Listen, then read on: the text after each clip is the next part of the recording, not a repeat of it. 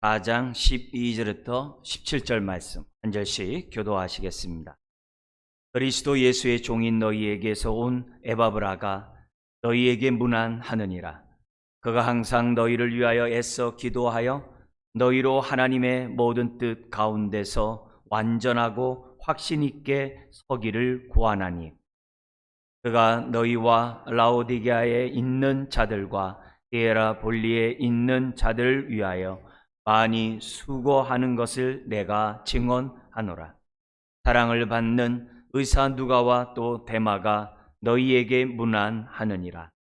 라오디게아에 있는 형제들과 눈바와 그 여자의 집에 있는 교회에 문안하고, 이 편지를 너희에게서 읽은 후에 라오디게아인의 교회에서도 읽게 하고, 또 라오디게아로부터 오는 편지를 너희도 읽으라. 아키포에게 이르기를 주 안에서 받은 직분을 삼가 이루라고 하라. 아멘.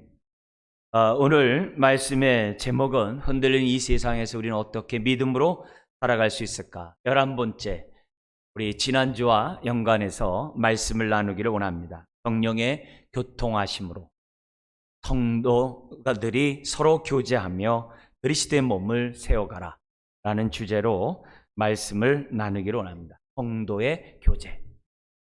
코로나로 인해서 우리 사회는 비대면 사회로 지금 전환되었습니다.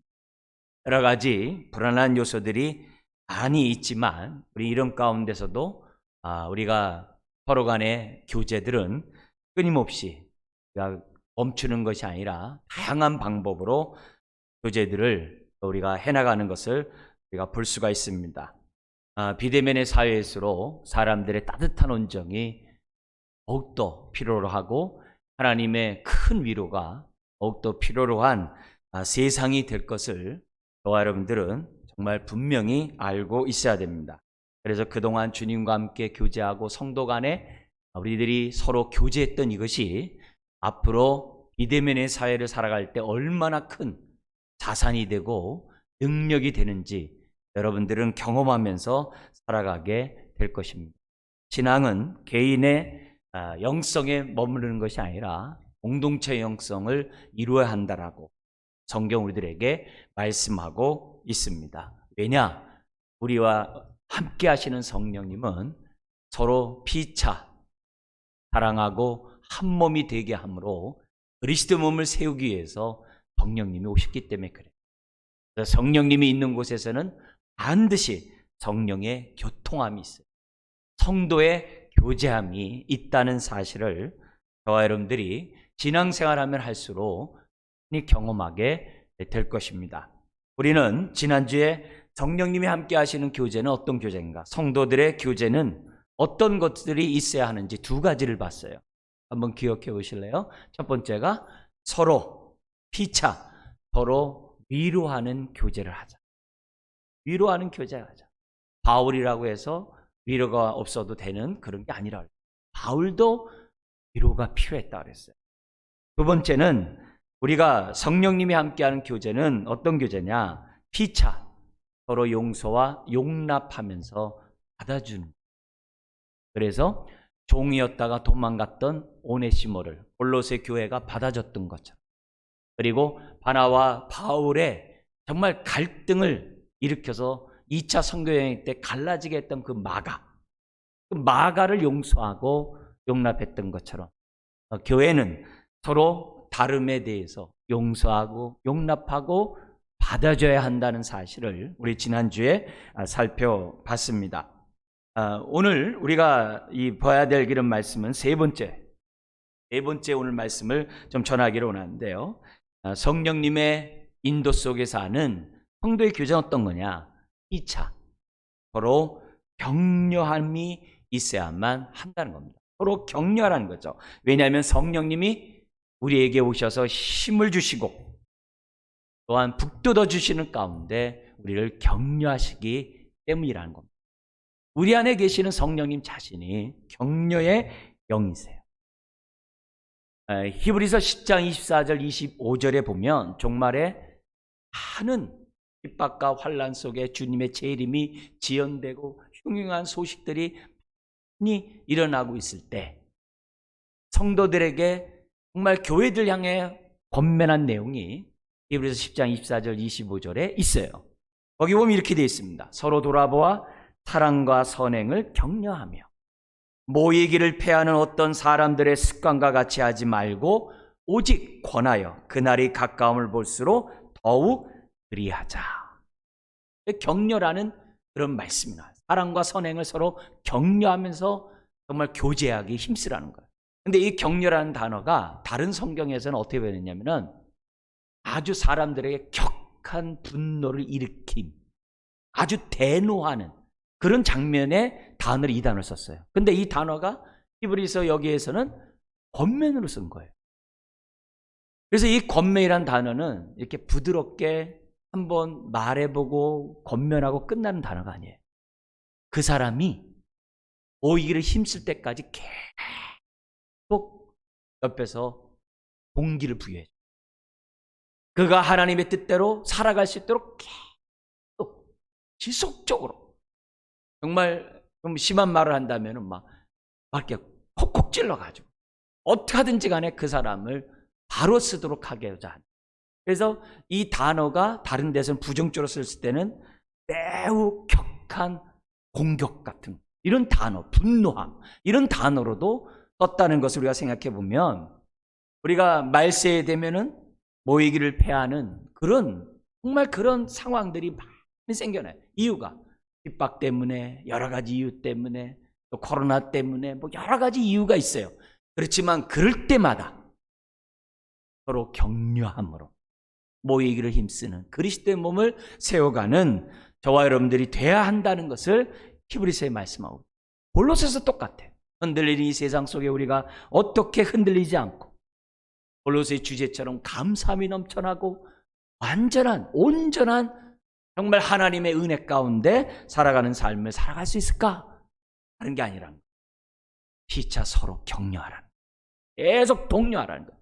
계속 그렇게 살 수 있도록 하라는 거예요. 오늘 본문에는 격려라는 단어가 직접적으로 나오지 않아요. 그러나 우리가 인사 4장 7절에서부터 봤던 오늘 본문까지 나왔던 내용들을 다 보면 격려로 가득. 그리고 어떻게 서로 격려하는지 그 구체적인 샘플들이 성경에 가득 차 있는 것을 보게 됩니다. 그래서 무엇보다도 바울은 아주 적합한 단어를 통해서 사람을 각 사람을 소개할 때마다 그냥 소개하는 게 아니라 그 사람에게 딱 맞는 그 사람이 격려, 위로와 격려를 받을 수 있도록 딱 아주 적합한 말들을 해요.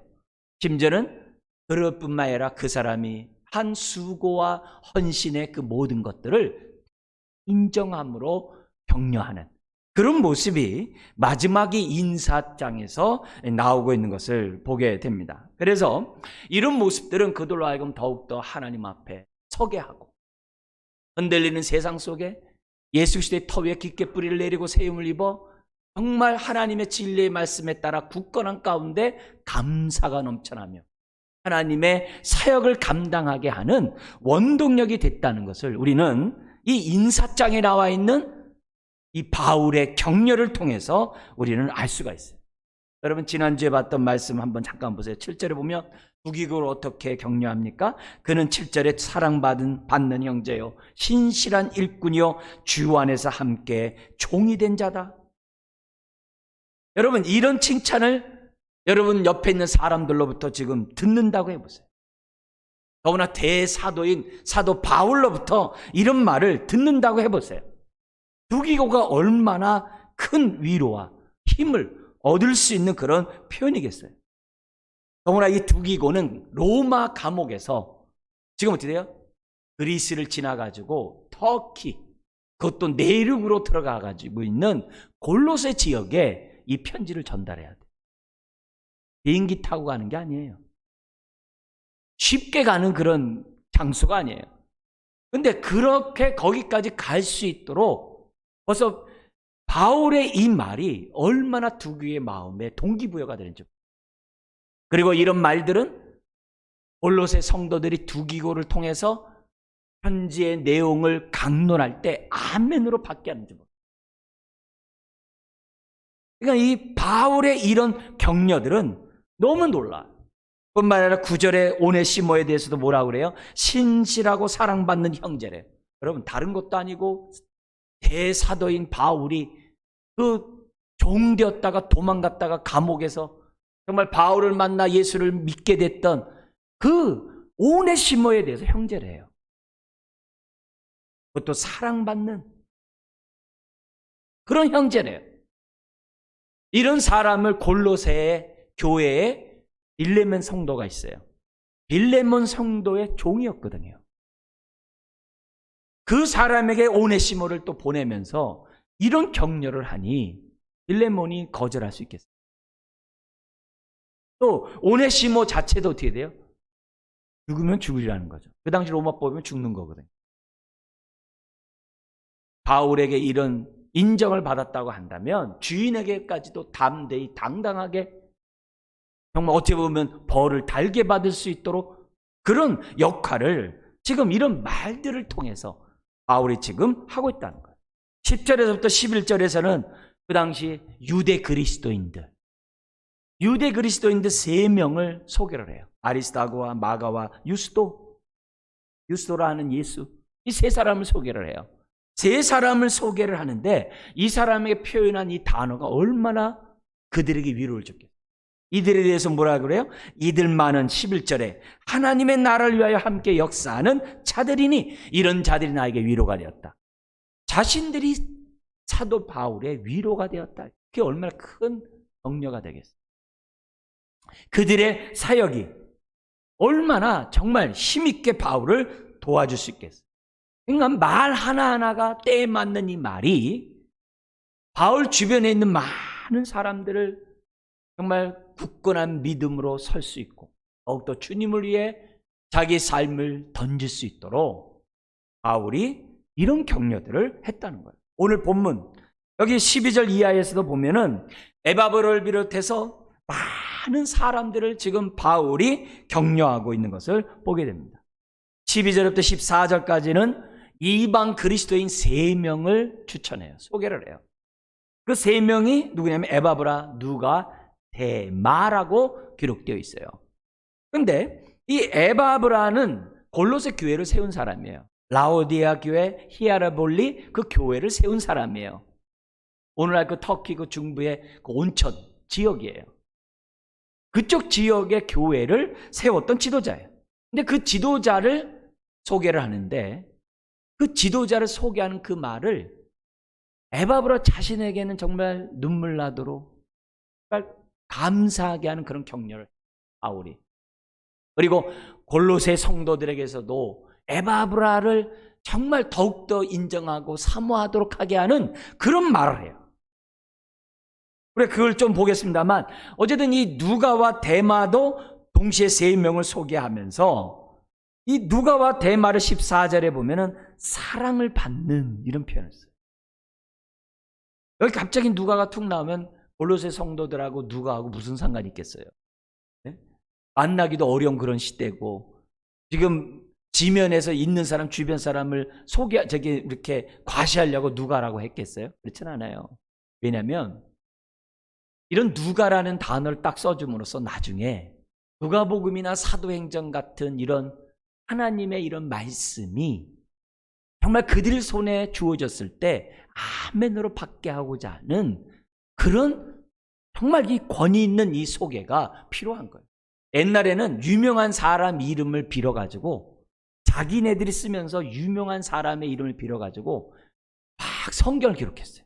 그걸 위경이라고 그래요. 베드로복음, 도마복음, 우리나라에서도 소개돼서 도마복음 이런 거 있잖아요. 그 베드로복음 이거 그들이 쓴 게 아니에요. 베드로 쓴 걸 갖다 베드로복음이라는 게 아니에요. 도마가 썼다 도마복음이 아니에요. 이렇게 제3자가 그런 것들을 갖다가 씀으로 인해 가지고 사람들에게 이것이 성경이다라고 하면서 하는 게 많았어요. 고린도후서에서도 나오잖아요. 바울이 그러잖아요. 누가 내 이름으로 서신을 너희가 보냈다 할지라도 믿지 말라 이게.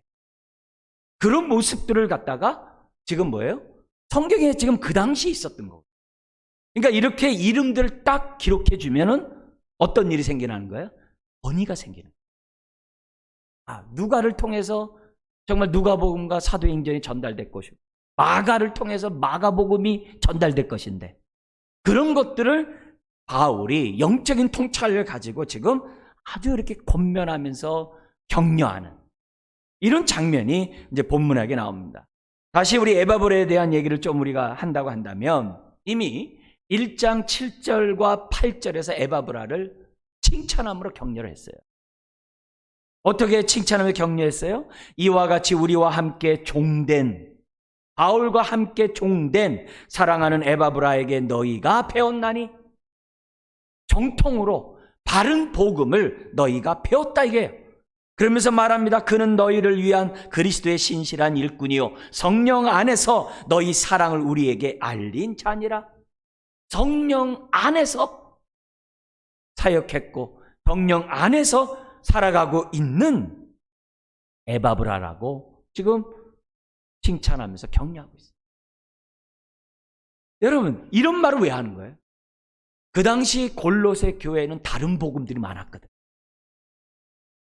예수님 한 분만으로 충분하지 못하고 예수님 아는 지식 그 하나만 가지고는 구원 못 받는다는 거예요. 그래서 플러스 뭐가 자꾸 붙었어요. 율법을 지켜야 된다.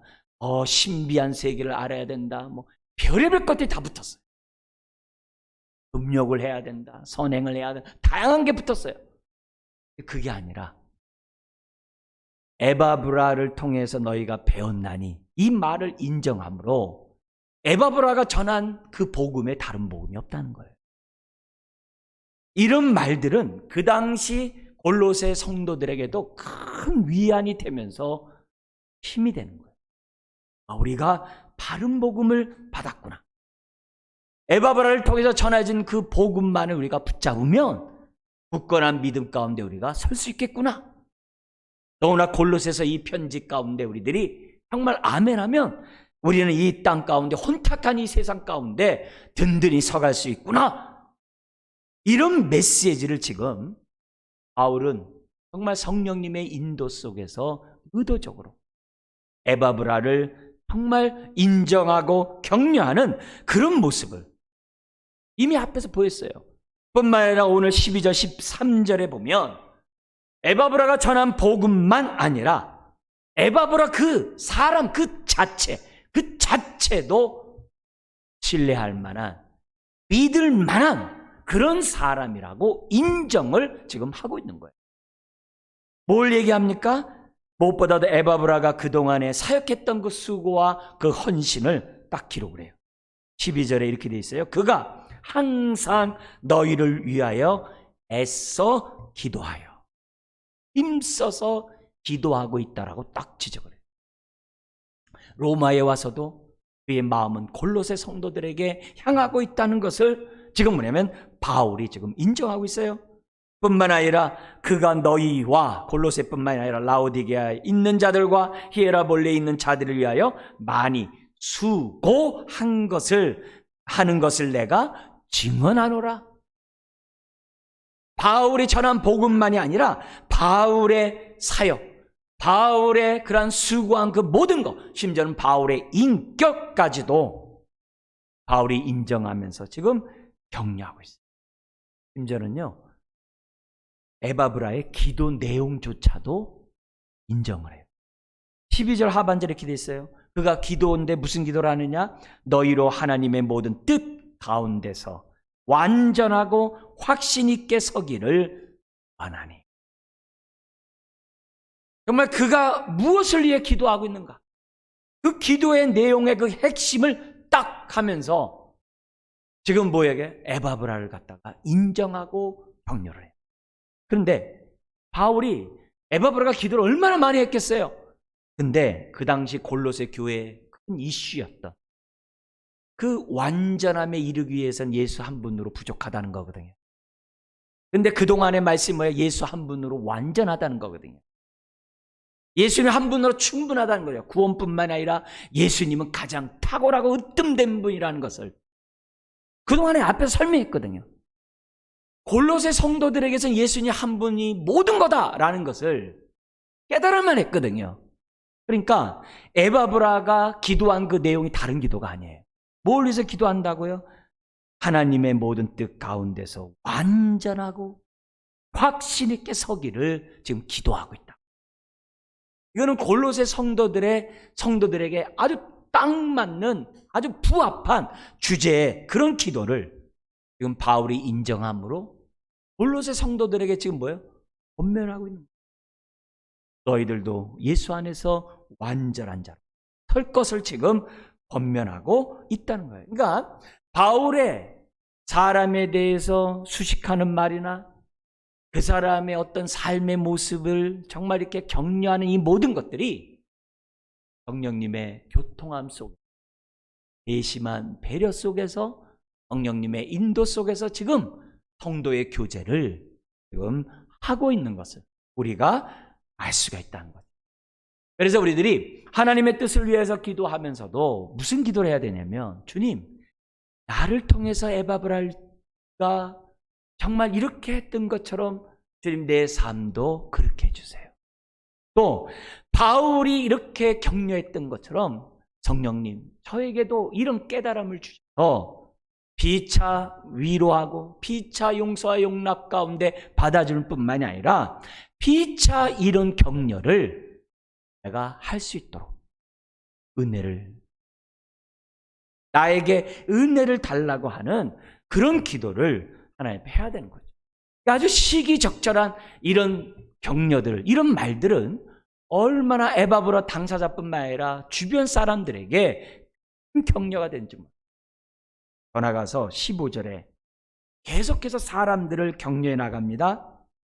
라오디아에 있는 교회를 향해서 문안하면서 특별히 눈바라는 여성을 얘기를 합니다.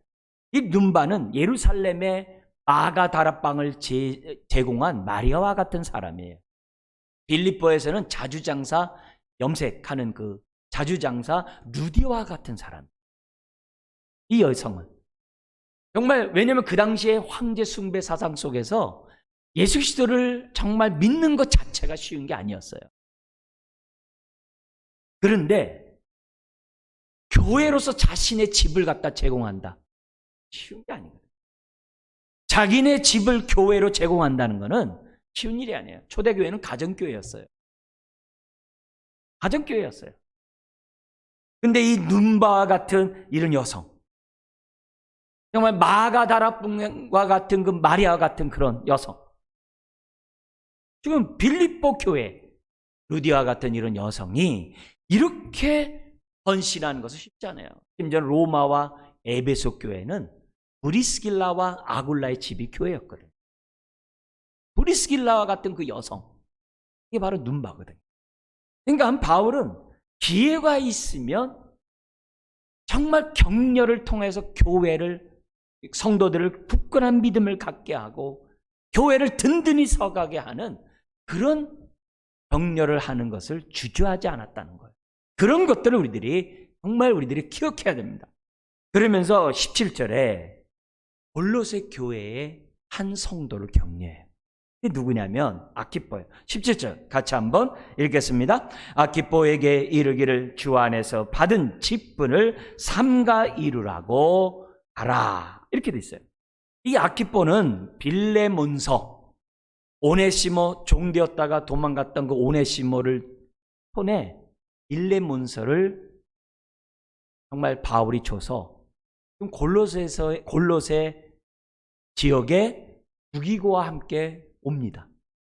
그때 오네시모에게 준 그 편지가 빌레몬서예요. 자기 주인에게 주는 그 편지가 빌레몬서예요.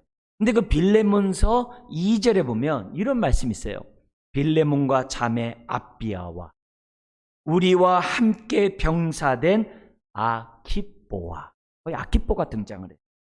그리고 내 집에 있는 교회에 편지하노니. 그러니까 아키뽀는 누구냐면 빌레몬의 아들이에요. 빌레몬의 아들이에요. 그리고 그 빌레몬의 아들이 아키뽀가 골로새 교회를, 에바브라를 대신해서 에바브라 다음에 목회를 하고 있는 성도가 바로 아키뽀예요. 그런 아키뽀에게 지금 뭐예요? 바울이 격려를 하는데 어떻게 격려를 하고 있어요? 거기 보면은 아키뽀에게 이르기를 주 안에서 받은 직분을 삼가 이루라고. 그럼 어떤 말이 위로가 됐을까요? 삼가 이루라고 하는 말이 위로가 됐을까요? 그렇지 않죠? 네? 다른 것보다도 주 안에서 받았다고 하는 이 말이, 아키뽀가 받은 그 직분은 주 안에서 받았다는 이 표현이 아키뽀에게 큰 위로가 됐어요. 이것은 아키뽀로 하여금 골로새 교회를 섬기는 데 있어서 큰 힘이 되는 격려의 말씀이 되었다는 거예요. 아키뽀에게 이렇게 말하라는 거예요. 너의 직분은 비록 사람이 세웠지만 사람이 세운 게 아니라는 거예요. 주님이 사람을 통해 너에게 이 직분을 맡겼다는 거예요.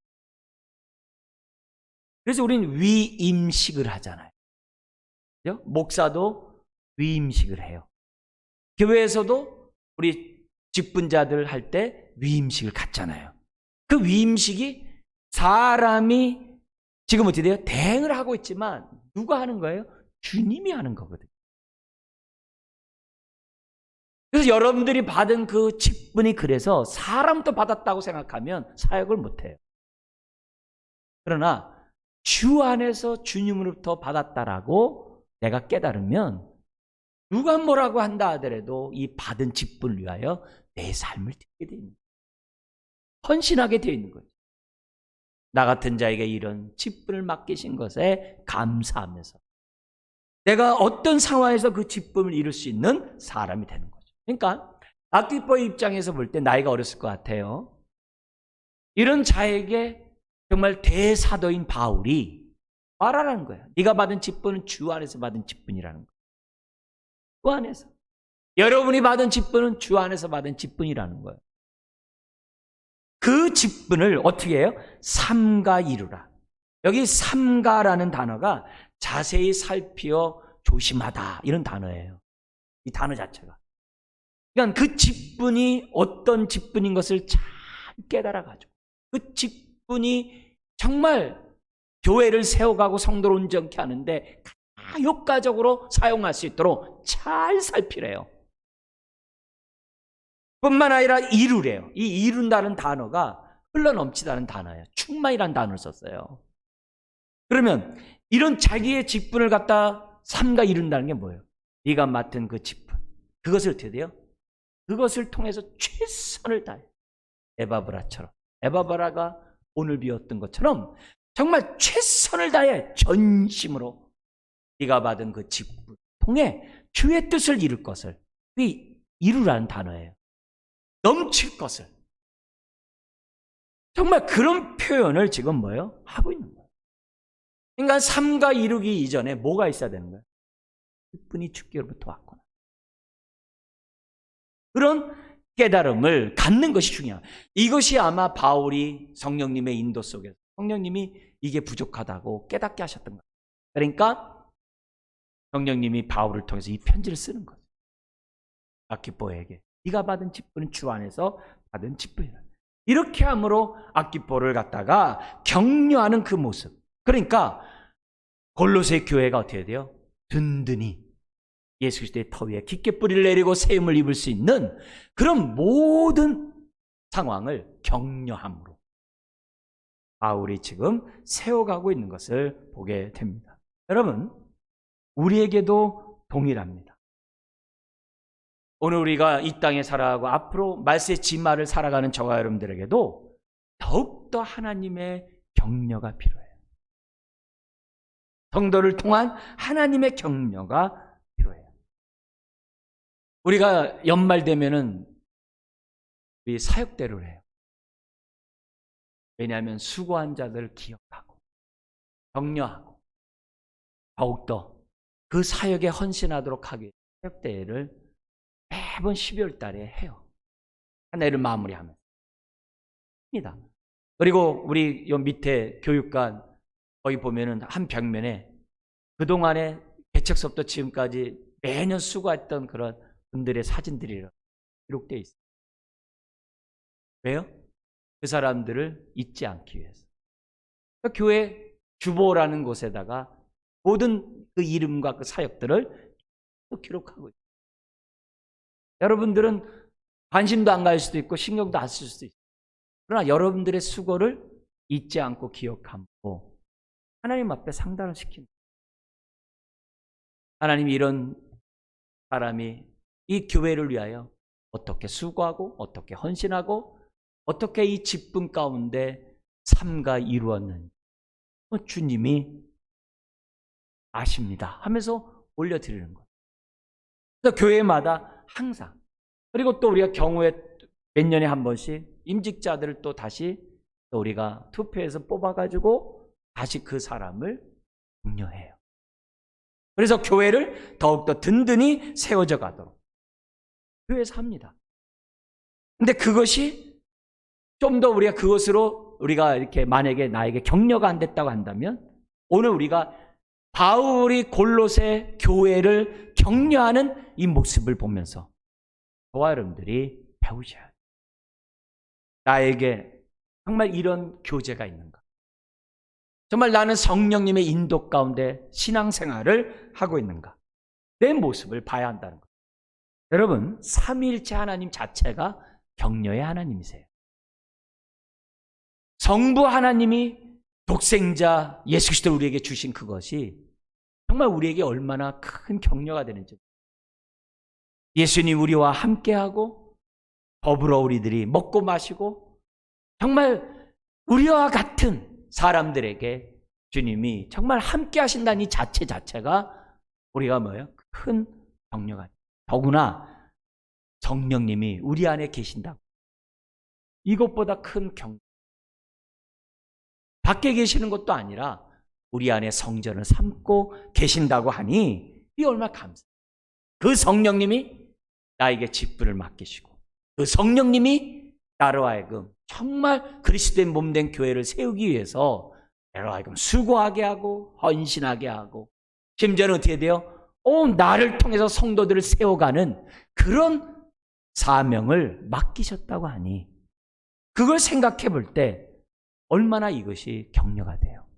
내가 삼일체 하나님으로부터 쓰임을 받고 있고 삼일체 하나님 앞에 필요한 존재로서 내가 여기 있구나. 이 삼일체 하나님의 이런 격려를 생각한다고 한다면 우리가 힘든 가운데서도 용기를 얻을 수 있는, 힘을 얻을 수 있는 것이고 더욱더 우리로 하여금 어떻게 돼요? 뜻대로 살아가게 할 수 있다는 거죠. 아까도 말씀드렸던 것처럼 히브리서 10장 24절 25절에 있는 것처럼 서로 돌아보아 피차 격려. 서로 돌아보아 피차 격려. 이 말은 무슨 말이에요? 우리 가운데 어느 한 사람도 격려가 필요하지 않은 사람은 아무도 없다는 거예요. 우리 모두가 다 격려가 필요해요. 너무나 힘든 이 세상을 살아가는 저와 여러분들에게는 격려가 필요해요. 더구나 격려를 받았으면 너를 통해서 하나님이 격려하기 원하신다는 사실을 잊지 말라는 거예요. 여러분, 사람은 격려 없이는 한순간도 사랑할 수 없어요. 사람들이 왜 중도에 포기합니까? 여기 오늘 본문에 보면 대마 같은 사람이 있어요. 이 대마가 나중에는 세상을 사랑해가지고 성경에서 어떻게 돼요? 이 사건 이후로 세상을 향해서 나가버려요. 대마가 그렇게 하는 이유가 뭐가 있겠어요? 그에게 좀 더 많은 세심한 관심과 더 많은 배려를 해줬다고 한다면 대마가 그렇게 갔었을까?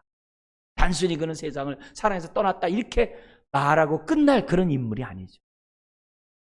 여러모로 우리 주변에는 제2의 제3의 대마들이 많이 있거든요. 많이 있거든요.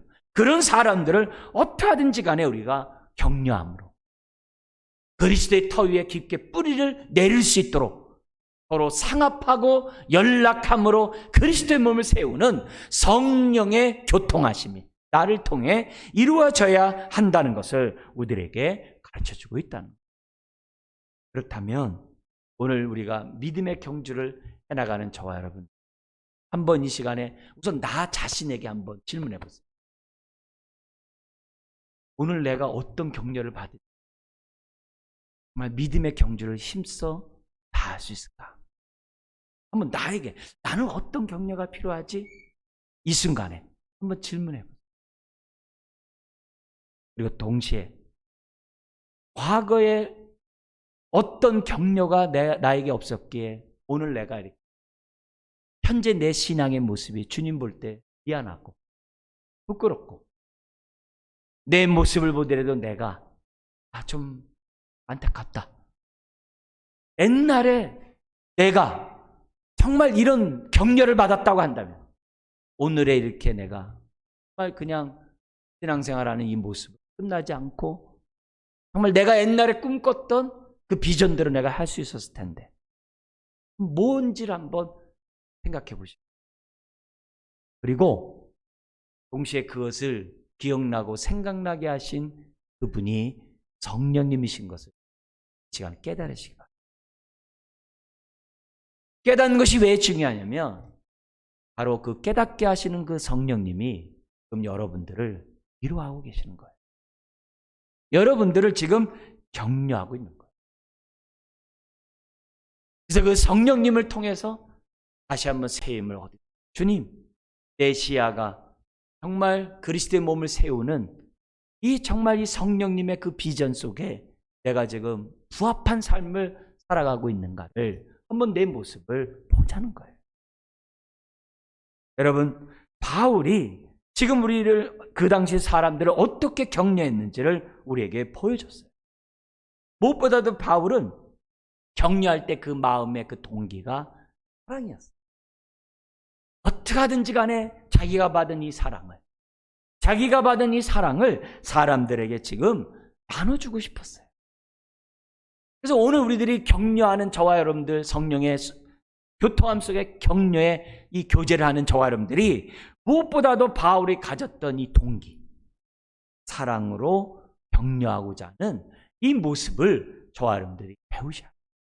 그래서 먼저 격려하기 전에 주님, 더 큰 사랑 저에게 허락하시고 정말 이 주님이 주신 이 사랑이 격려를 통해 전달될 수 있도록 하나님 저에게 은혜를 주세요.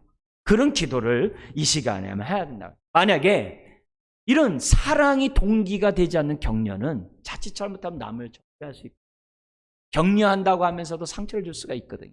격려한다고 하면서 사람들로 하여금 마음을 닫게 할 수 있거든요.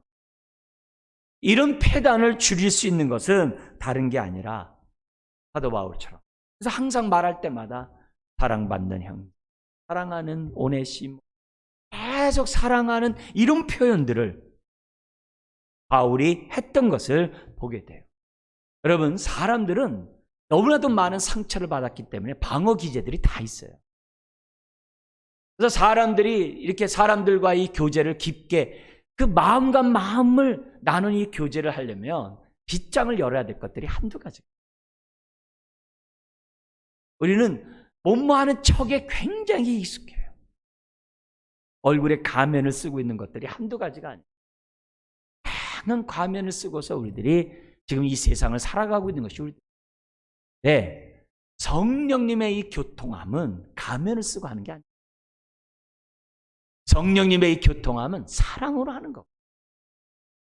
왜냐하면 이 사랑이 상대방의 가면들을 하나하나 벗어버리게 하는 능력이 있거든요. 그래서 교회 안에서 성령의 교통함에 서로 교제함이 우리 교회 가운데 여러분의 삶을 통해 나타날 수 있도록 해야 된다. 이런 사랑의 동기가 있을 때 바울처럼 어떤 일이 벌어져요? 때에 맞는 격려를 해요.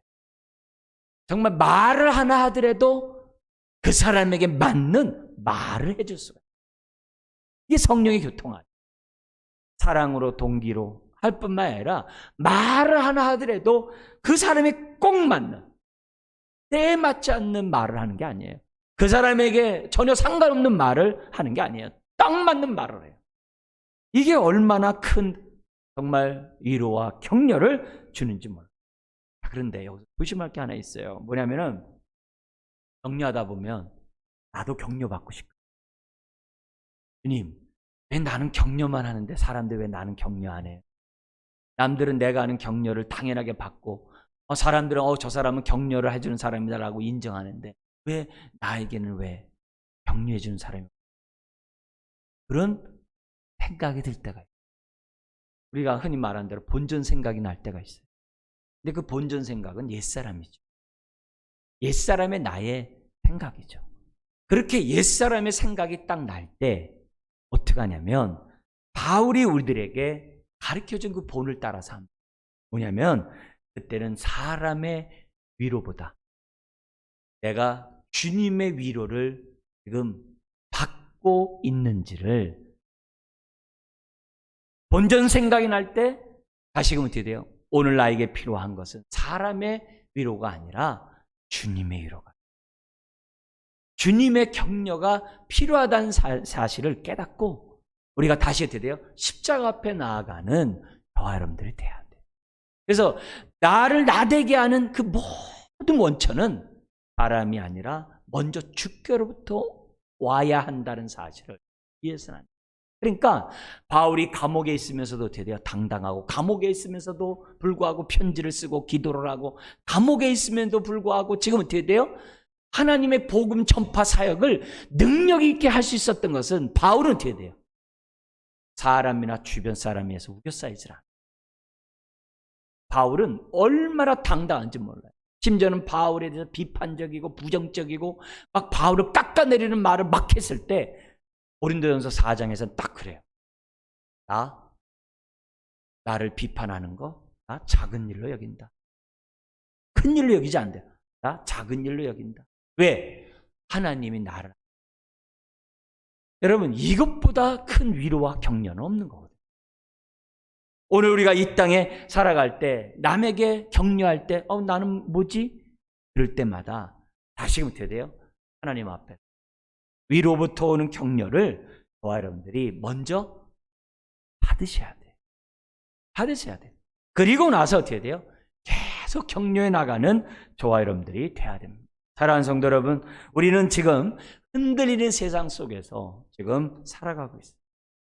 그리고 나그네의 삶 속에서 참으로 불안하고 불확실한 미래를 한 걸음 한 걸음 살아가고 있어요. 바로 이때 무엇이 필요합니까? 성도의 교통함이, 여러분들의 손길이 필요하고 여러분들의 격려가 필요해요. 그래서 사람들을 갖다가 위로해주고, 근데 격려는 위로가 아니에요. 위로하는 것으로 끝나는 게 격려가 아니에요. 아까 격려가 뭐라 했어요? 콕콕 찔러가지고 자극해가지고 어떤 사람이 분노를 유발하지만 어떤 사람이 어떻게 돼요? 바람들로 하여금 하나님의 뜻 가운데 바로 서게 하는 것이 격려라고 그랬어요. 그래서 우리가 단순히 우리가 위로하는 차원이 아니라 우리 골로새 주제처럼 그리스도 안에서 완전한 자로 서고 그 흔들리는 세상 속에서도 감사가 넘쳐나는 그런 삶을 살아갈 때까지 우리가 뭐예요? 격려하는 하나님의 자녀가 되어야 한다는 거죠. 아까도 말씀드렸듯이 사람들은 방어 기제가 다 있어요. 왜? 상처를 많이 받았기 때문에. 그러나 격려를 받다 보면 하나씩 무장해제가 되게 돼 있어요. 하나님의 치유함이 이루어지게 돼 있어요. 그럼 어떻게 돼요?